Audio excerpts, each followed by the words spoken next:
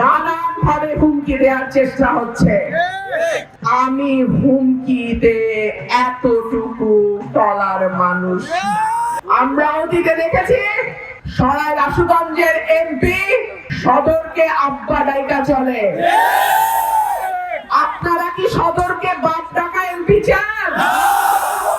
সকালবেলা ফজরের নামাজ পড়া সদরের এমপি তখনও লুঙ্গি বদলায় প্যান্টটা পরে নাই, বাড়ির মধ্যে গিয়ে হাজির হয়েছে আব্বা আব্বা কইরা। এমপি চান?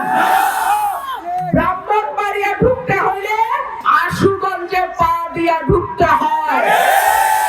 সুতরাং সরাইল আশুগঞ্জের এমপি সরাইল আশুগঞ্জের মানুষের সম্মান রক্ষা করার দায়িত্ব তার। অন্য কোন আসনে বাপ ডাকলে সরাইল আশুগঞ্জের ইজ্জত থাকে না। নানান ভাবে হুমকি দেওয়ার চেষ্টা হচ্ছে। আমি হুমকিতে এতটুকু টলার মানুষ।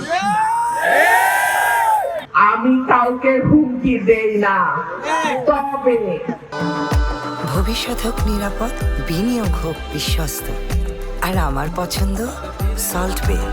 ওয়েলকাম টু সল্ট বে। কেউ যদি আমার কোন নেতা কর্মী বা আমাকে ভয় দেখানোর দুঃসাহস করে, তাকে আমি আস্ত রাখি না। দুইটা ইউনিয়ন নিয়ে যখন আমার সঙ্গে ঝামেলা করতে আসছিল, জবাব শুধু দিছি তাই না, ইউনিয়ন দুইটা আপনাদের সবার দোয়ায় এখন ব্রাহ্মণবাড়িয়া 2 এর সাথেই আছে।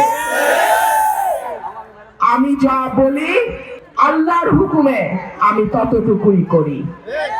আমি বাড়তি কথা বলিও না, যা পারবো না তা ওয়াদাও করি না।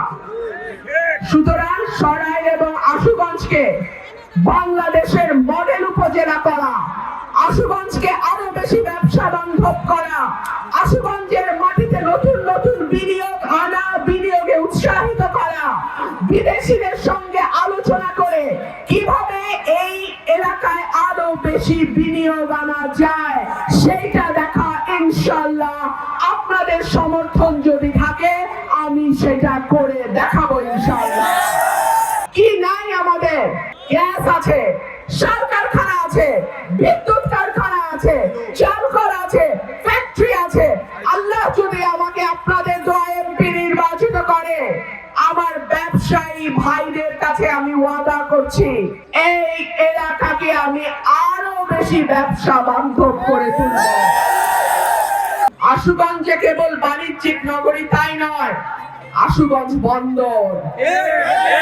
সুতরাং গ্যাস এবং বিদ্যুতের নিরবচ্ছিন্ন একটা প্রবাহ যাতে থাকে, ইনশাআল্লাহ আমি এমপি নির্বাচিত হলে ব্যবসায়ীরা এইখানে গ্যাস এবং বিদ্যুতের নিরবচ্ছিন্ন ব্যবস্থার মাধ্যমে আরো বেশি বেশি ব্যবসা বান্ধব পরিবেশ পাবে ইনশাআল্লাহ।